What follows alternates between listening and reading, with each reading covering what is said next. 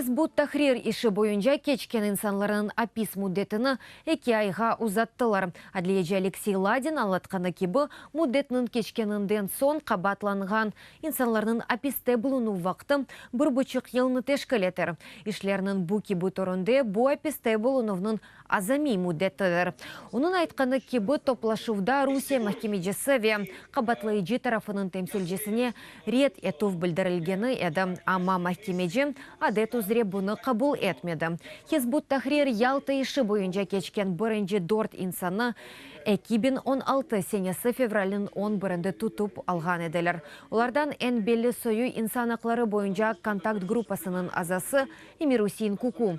Русия юқары махкемесі Хизбут Тахрир тәшкелиятыны 2003 сенесі ясақлаған ве террористик олып адландырылған 15 тәшкелиятының сарасына кірсеткен еді.